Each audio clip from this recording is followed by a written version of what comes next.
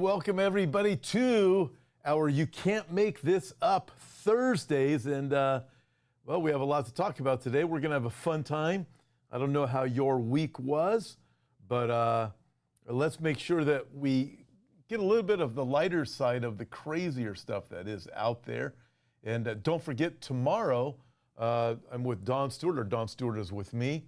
And we have a lot more to talk about as we continue with our series, Why Do You Believe That? Our apologetic series. It's going really well. I know you guys are responding well.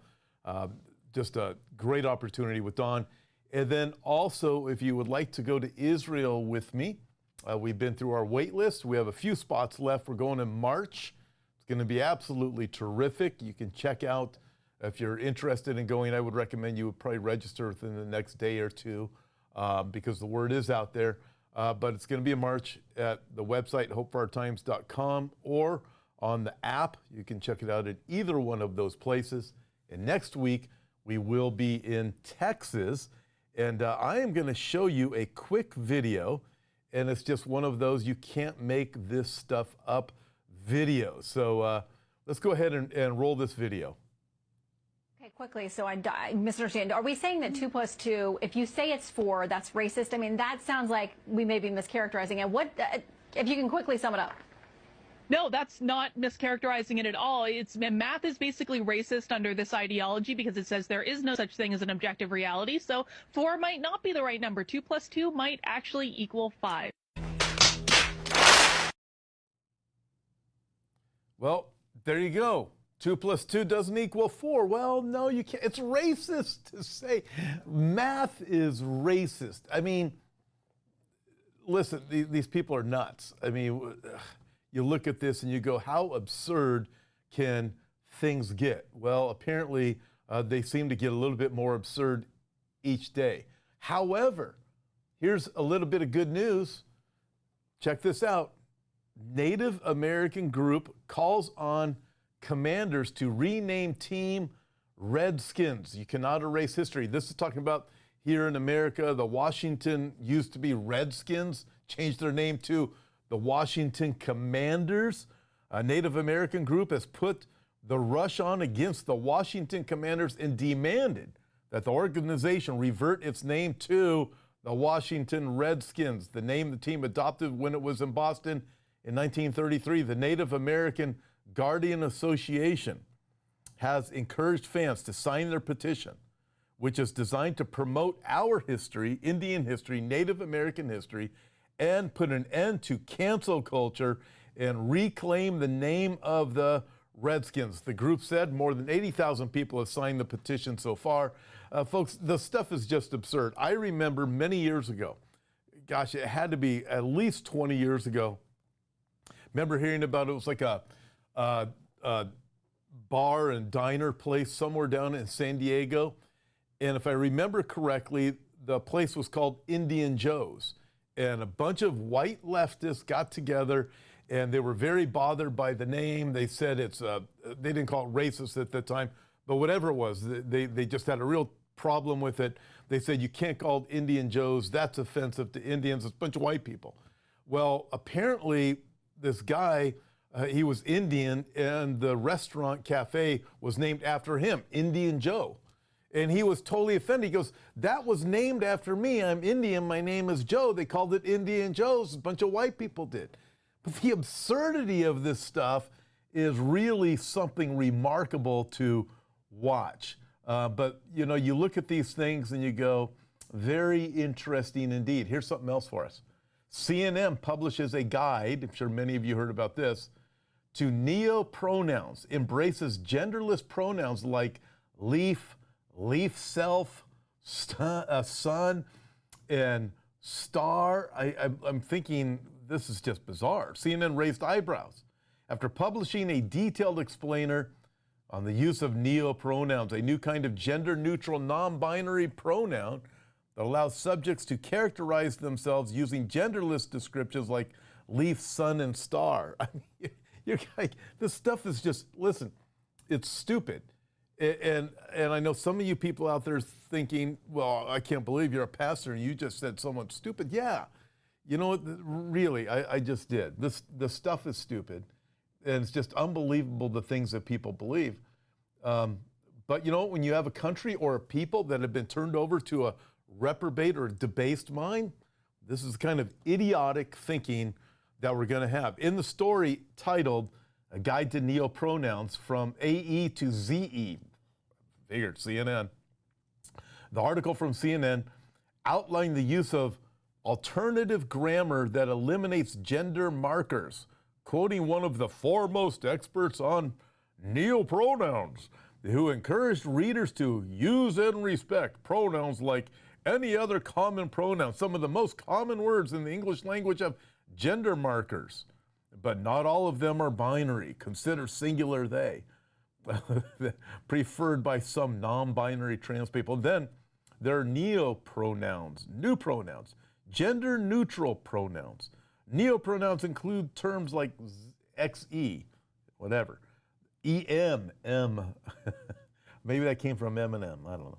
And some of them even date back several centuries. Well, of course they do. I mean, how else could you make up the idiotic things you're doing? You go back and you find these things and say, well, we can support it with really stupid history. You want to know what else they did in history? Go back, look at Roman culture, look at Greek culture, and see, is that a good idea?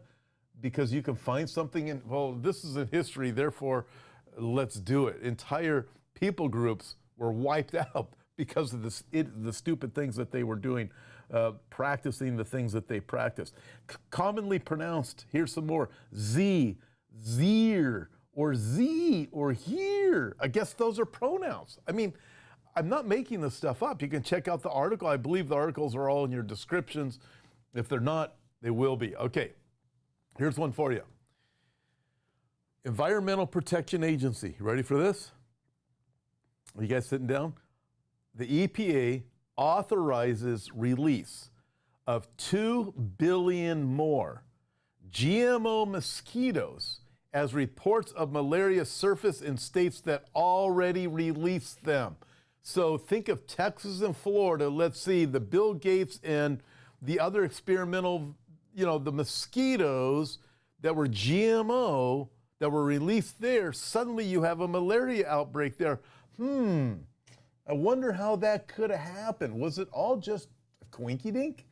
How did it happen? Well, I tell you what, let's release 2 billion more of these mosquitoes in these areas. Locally acquired malaria has been non-existent in the U.S. for the last 20 years, but 5 such cases have recently been diagnosed, 4 in Florida and 1 in Texas. The only 2 states that have released genetically engineered mosquitoes. Genetically engineered mosquitoes created by biotechnology company Oxitec have been released in the U.S. in Florida and Texas, March of 2022. The U.S. EPA granted Oxitec a 2-year extension of its experimental use permit. Wow. To release these in Florida and Texas, along with 4 counties in California. I hope they didn't release them in my county, but it wouldn't surprise me. You look at this, because California, believe it or not, for those of you who don't live here, actually has some very conservative areas. They're very red. I happen to live in one of those areas, so it wouldn't surprise me if they're releasing them in Florida and Texas. It'd be those conservative counties in California that are causing a problem for Governor Gruesome here in California. But you look at this and you go, we need to be very aware of these things that are taking place out there. It's just bizarre. And we hear about more pandemics coming. We're continuing to hear about climate laws. So I'm not sure if you guys caught this in the past week, but apparently this information leaks out here and there, and waiting to hear something official on it, that there's going to be some kind of lockdown coming, or rationing, energy rationing, and also food rationing because of climate issues. So you're looking going, okay, listen, we can see it coming, right? We keep hearing it. You eat too much meat. It's all in conditioning. Everybody's being conditioned for what is coming, and people will rat out their neighbors. There's talk here in California about limiting driving. I I'm hearing that's probably going to be coming to the whole country. So you start hearing this in rationing energy. I mean, here where I live, your electricity hasn't happened much this summer yet, but last summer we get our electricity shut off for a day, and there you go. Well, you look at it and go, and it happens in a lot of different places in California. So they're already conditioning us for rationing, and then they say there's not enough electricity. Then they tell you got to go buy an electric car. Listen, back in, what was it, the 1970s, for those of you who are old enough, you'll remember this. Remember the gas lines? You could only buy gas. It was odd even according to your license plate. If I remember correctly, it was the last number on your last license plate, or whatever it was, if the numbers were first or last, whatever. It was like the last number. If it was even, you bought gas on this date. If your number was odd, you bought gas on this date. One of the reasons I remember it is because I used to work in a gas station pumping gas at that time. Man, saw those massively long lines back then. But listen, this stuff has been in play for quite some time. And then let's throw in some more of the stupidity. Skittles are the latest Bud Light after releasing trans BLM packaging. Good old Skittles. I mean, so Target released a report, I think it was yesterday, the first quarterly loss they've had like ever, or in the last 20 years or something like that.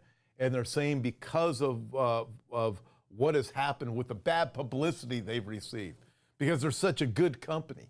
I'm kind of enjoying seeing what's happening to Target, Budweiser, Disney, now Skittles. So Skittles, the borderline poisonous kids candy, is the latest product to throw all in with the wokeness after it released special edition packaging celebrating transgenderism and the Black Lives Matter organization. The normal red and rainbow packaging has been replaced with black and white packet replete with a trans flag and the phrase, Black Trans Lives Matter. The confectionery, owned by the Wrigley Company, in turn, owned by Mars Incorporated, has also whacked a drag queen on the packet for good measure. The packaging was designed along with the Gay and Lesbian Alliance Against Defamation organization. Skittles is trying to turn your kids into BLM and LGBTQ plus activists. The packaging also features a drag queen. So, I mean, you look at this and you go, are these business owners, the directors of these corporations, are they really this blinded? I mean, to be in certain positions, you have to be pretty well educated in these large corporations. So you're thinking, okay, you're able to get through school, you're able to academically achieve these things. So you had to have some brains to be able to get to a position like that. But then you make these decisions that will just absolutely devastate your company. Why do you do that? Well, it could be, as many have speculated, because of the ESG rules. You guys know what the ESG rules are. E standing for environmental, S for social, G for governance. So if you're compliant with the climate laws, the SDGs, Sustainable Development Goals, if you're compliant with them and compliant with the social programming that's taking place, because that's what it is. It's a conditioning. It's a programming.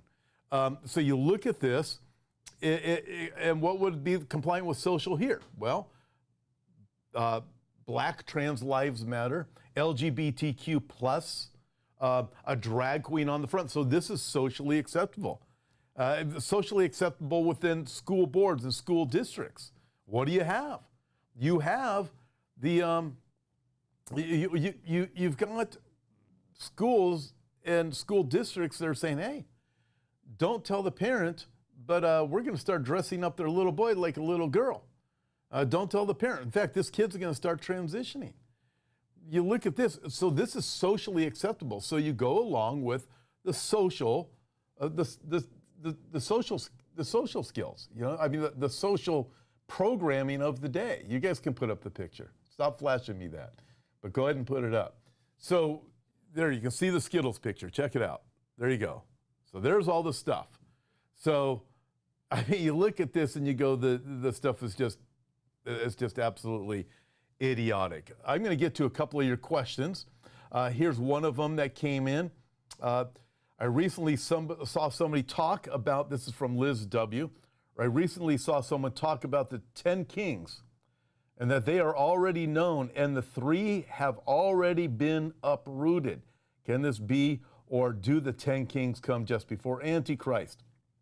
Liz, I believe that the 10 kings are what's forming right now. I have a friend, and I'm probably going to have him on here, and a colleague, and he's taught at a Bible college, and he taught Bible prophecy, and he has a different opinion. I'm probably going to have him on here someday. A very sharp man, very intelligent. He believes America is this beast system, and he walked, we had a conversation the other day, not on TV or any media outlet, and he was walking through history, showing these 10 kings have already existed, and America is the little horn. Listen, it'll be great conversation. He even talked about 3 already being uprooted and or in the process. So it's completely different from what I believe. It'll make for good conversation. The rest of our things that we do agree on, but just not that. I believe when you look at Daniel chapter 7, let me turn over there. In fact, he used Daniel chapter 7 to support his view also. But this is what Daniel chapter 7 teaches. John writes after this, verse 7, or Daniel writes, John. Daniel writes after this. So you have the different visions that Daniel has. After this, I saw in the night visions, and behold, a 4th beast, dreadful and terrible, exceedingly strong, and had huge iron teeth. It was devouring and breaking in pieces and trampling the residue with its feet.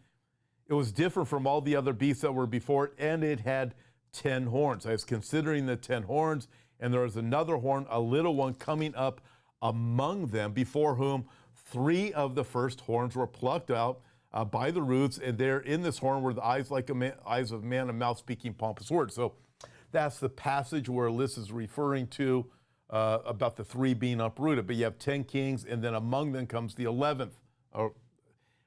And it tells us in verse 24 of chapter 7, and I think this is really where the clue is, the 10 horns are 10 kings who shall arise from this kingdom. Another shall arise after them.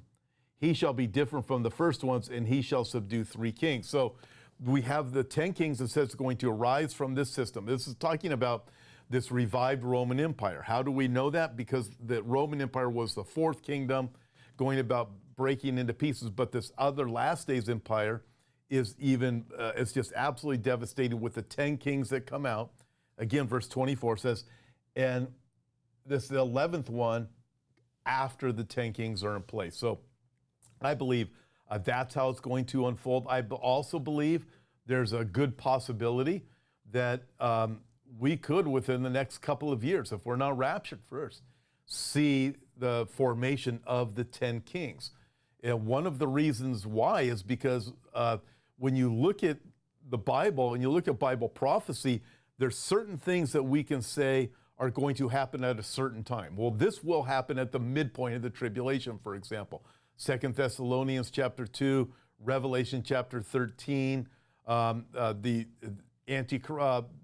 chapter 24, verse 15, the abomination of desolation, standing in the holy place, Antichrist in the temple demanding to be worshipped as God. We can put that in the middle of the tribulation. So we have certain events. They have their placeholders. When it comes to the 10 kings, we know their last day's event, but we don't know exactly where. If Antichrist doesn't come up till after them, it appears to me the beast system has to form first. And the 10 kings. It was Patrick Wood who was on there. By the way, please continue to pray for Patrick Wood, who did suffer a stroke just about a week and a half ago now. He is improving. It was a major stroke, so please keep him in prayer. And he had said when he was on the program just a few weeks back, he said, hey, how much time do you think Satan is going to spend building the infrastructure of the beast system, including the 10 kings? when he knows, as Revelation chapter 12 says, he has little time. He knows he has but little time.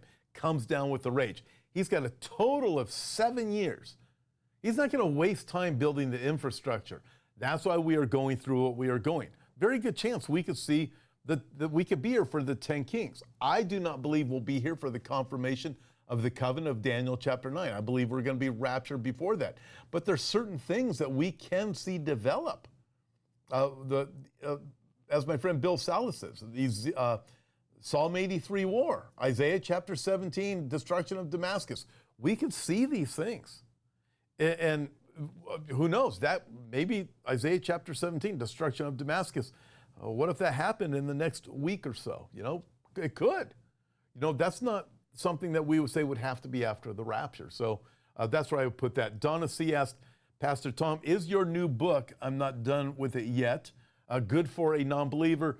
Donna, it's excellent for a non-believer. In fact, one of the ways that I designed it was for the opportunity to be able to give out to other people. At the end, you have a very clear and simple gospel presentation. And I put it together with the thought to make sure that it has a depth for the seasoned prophecy person.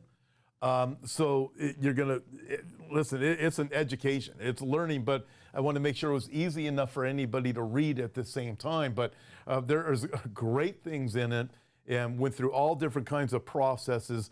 Jan Markell said she wrote the endorsement on the front. Brilliant insight to how the world is already primed for the mark of the beast. So just walk through that process. In fact, I believe it's going to open up a whole lot of people's eyes that don't yet know the Lord, and it's going to strengthen and really give insight and help the believer that's seasoned, even a prophecy person, to be able to really get it. In fact, I was on Gary Stearman's program. It'll be showing here pretty soon on TV, and he gave a really good review. I'm not going to talk anymore about that. But Jay Miller said this, they will throw their silver into the streets and their gold will be like refuse.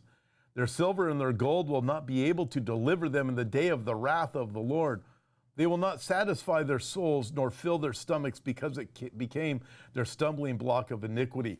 What Jay was referring to was yesterday when we were on the app, the conversation came up about silver and gold and so forth, and in how in heaven the streets paved with gold, it's like used as asphalt. But down here on earth we treasure it and save it up, and a lot of people are talking about gold and silver, but the time is coming, and I believe Jay is quoting this in the proper context in the conversation of gold and silver and people saving it up. The time is coming when I believe during the tribulation period, we read in Revelation chapter 6 with the rider on the black horse, it's a day's wage for a loaf of bread. You get this idea. It's not just, it's going to cost a lot. Your silver and gold. When people are starving to death, you're going to be blowing through the silver and gold. And during the time of the wrath of God, it's not going to, this is ultimately what it comes down to, it's not going to buy you safety from judgment. And people often have their safety factor if they don't know the Lord and they don't really believe in an eternal destination, heaven or hell, then they'll do everything they can to store up the treasures of this world. And but it's not going to help you at all. All the treasures of this world won't help somebody in the day of God's wrath. And that's ultimately what Ezekiel is referring to in that passage. As we look at different events that are taking place, it's just, I would think of it like this. What's happening is, for you and I who are believers in the Lord Jesus Christ, this planet is as close as we are ever going to get to hell for believers in Jesus Christ. However, for those who don't know the Lord, you think of the Klaus Schwabs, the people that are, you could say, that are running this world right now, right? The Henry Kissingers, the George Soroses, the Biden crime family. You start looking at all these different people that are running things. This is as close, unless they repent, this is as close as they're ever getting to heaven. So for the believer, this is as close as we're ever getting to hell. But for them, this is as close as they're ever going to get to heaven. So they are building their utopian kingdom. They don't want God involved or anything like that. So that's what they're doing. And you and I are experiencing what their utopian kingdom is. What's their utopian kingdom? The elite at the top. They are running the world, and everybody else is a useless eater.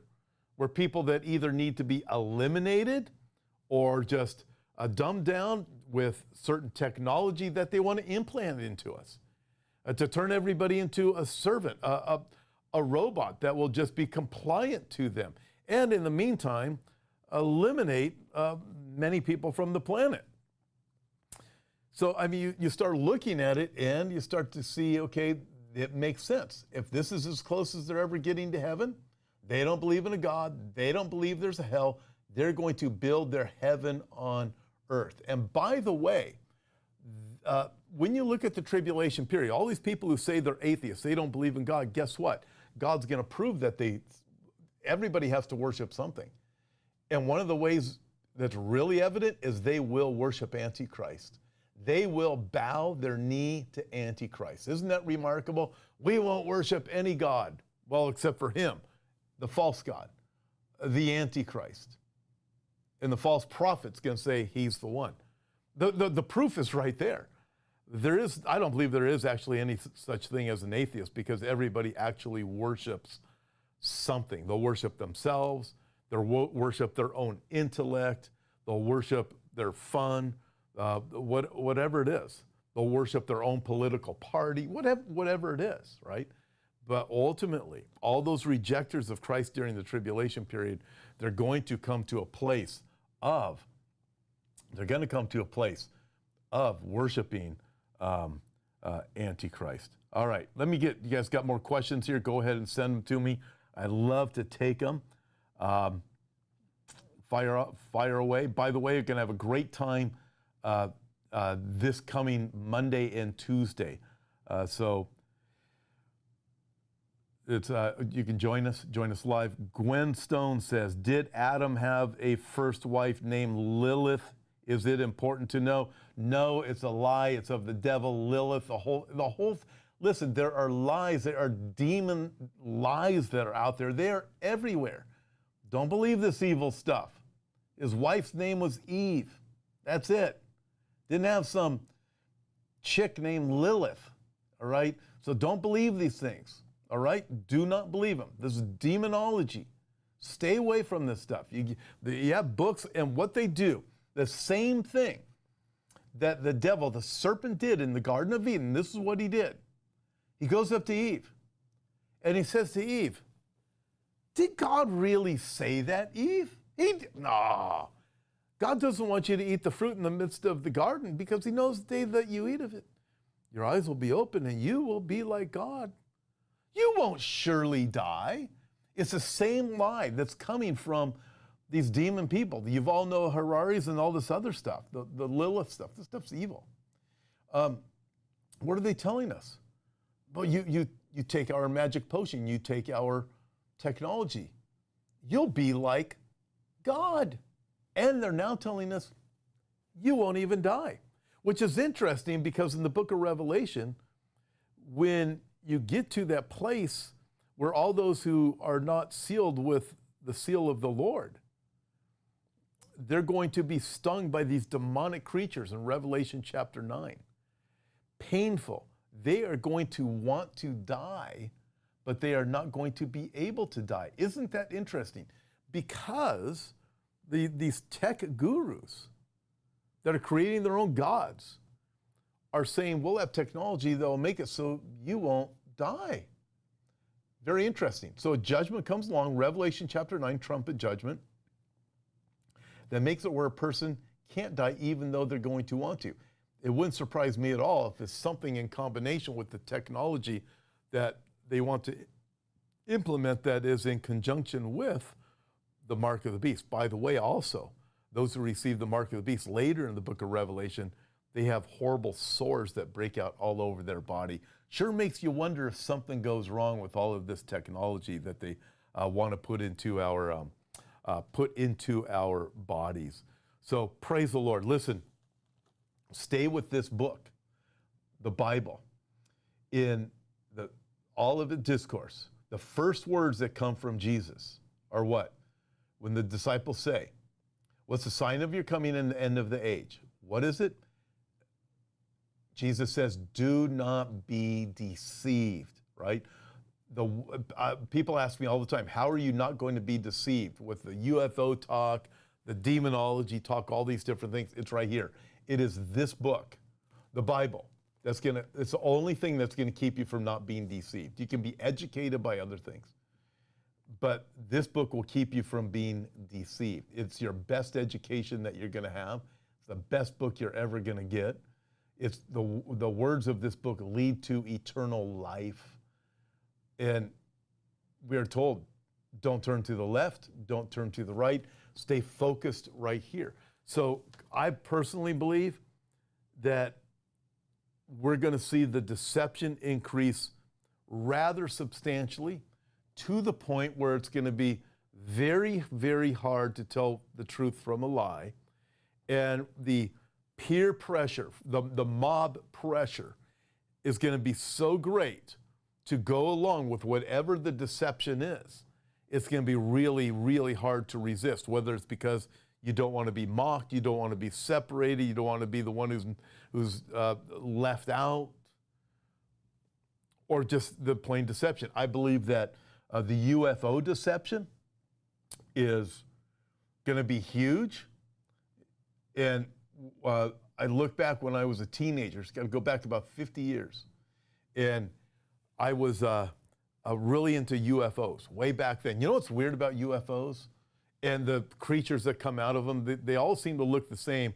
And you look at drawings of demons. My friend Billy Crone has shown this many times. The UFO creatures look just like demons. Remember the movie E.T., for those of you who are old enough to remember that? That's all conditioning. All that stuff is conditioning. We are not going to be meeting these aliens from other planets. These are demons. And the deception's going to be great. You know, Project Bluebeam, you can look it up yourself. U.S. government Project Bluebeam, a fake alien invasion, I believe, from back in the 1990s. So real that people, it seemed so real that people working on it were thinking might be real. That's how bizarre it was. In the 1990s, how much further along is technology now than it was 25 years ago? The deception is going to be severe. Stay away from the Lilith writings. Stay away from all of those things that take you on these bad paths. The deception is going to increase significantly. And the only way you're going to keep from being deceived is by this book, the Bible. Stay with the Bible and you won't be deceived. The deception will be so great, Jesus said, if possible, even the elect would be deceived. Listen, look forward to seeing you next time. By the way, if you're in the Oceanside, California area, this Sunday afternoon, our church will be down there for a baptism, 412 Church. I will be there baptizing